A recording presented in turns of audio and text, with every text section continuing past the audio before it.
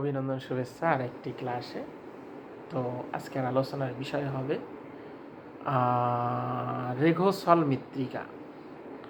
এই রেঘোসল মৃত্তিকা খুবই একটা গুরুত্বপূর্ণ মৃত্তিকা। হ্যাঁ, মনে রাখবে।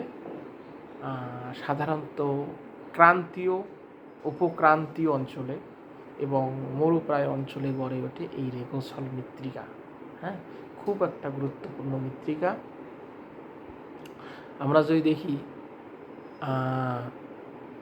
এর উৎপত্তি, যেটা নর্মালি যে বালিয়াড়ির বালি বা আগ্নেয় ভস্ম প্রভৃতি বিভিন্ন প্রকার অসংঘবদ্ধ পদার্থ দ্বারা এই মৃত্তিকার সৃষ্টি হয়, এটা আমরা দেখতে পাই।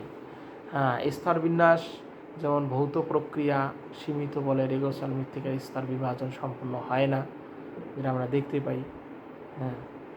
এছাড়াও আমরা দেখি যে ধৌত প্রক্রিয়া সীমিত বলে রেঘোসল মৃত্তিকা যে স্তরগুলো বা স্তর বিভাজন সম্পন্ন হয় না, এটা আমরা লক্ষ্য করি। আমরা যদি প্রকৃতি দেখি, যেমন রেঘোসল মৃত্তিকা সাধারণত ক্ষারকীয় বা পেডোকাল জাতীয় হয়ে থাকে। এটা আমরা দেখি। খনিজ পদার্থ যদি দেখি, যেমন রেঘোসল মৃত্তিকা কোনো কোনো জায়গায় চুন, আবার কোনো কোনো জায়গায় লবণের প্রাধান্য থাকে। বাষ্পীভবন বেশি হয় বলে ক্যালসিয়াম সালফেট বা কার্বনেট জাতীয় বা লবণের আধিক্য লক্ষ্য করা যায়। এটা এই মৃত্তিকার একটা গুরুত্বপূর্ণ বৈশিষ্ট্য। যদি আমরা বর্ণ দেখি, যে রেঘোসল মৃত্তিকা সাধারণত ধূসর বাদামি বা পিত বর্ণের হয়ে থাকে, এটা আমরা দেখি রেঘোসল মৃত্তিকা। যদি উর্বরতা দেখি, এই মৃত্তিকা খনিজ উপাদান সমৃদ্ধ হলেও যে জলের একটা অভাব বা অভাবের জন্য যে কৃষিকাজ তেমন একটা হয় না। যেহেতু শুষ্ক প্রকৃতির মৃত্তিকা, মানে এই মৃত্তিকায় একটা গুরুত্বপূর্ণ বৈশিষ্ট্য যেটা হচ্ছে, এই মৃত্তিকায় সেরকম কৃষিকাজ হয় না।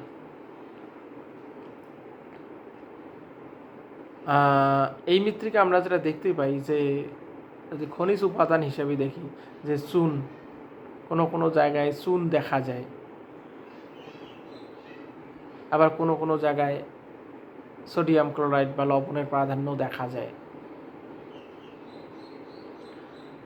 এই মৃত্তিকা আর একটা গুরুত্বপূর্ণ বৈশিষ্ট্য হচ্ছে, যেহেতু বাষ্পীভবন বেশি হয়, সেই কারণে আমরা দেখতে পাই যে ক্যালসিয়াম সালফেট ও কার্বনেট জাতীয় লবণের আধিক্য লক্ষ্য করা যায়।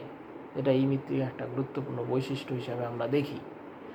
তো এই ছিল রেঘোসল মৃত্তিকা। তো আজকের ক্লাসে এই পর্যন্তই। পরবর্তী ক্লাসে আমি অন্য একটি বিষয় নিয়ে আলোচনা করব। সবাইকে অনেক অনেক ধন্যবাদ পাশে থাকার জন্য।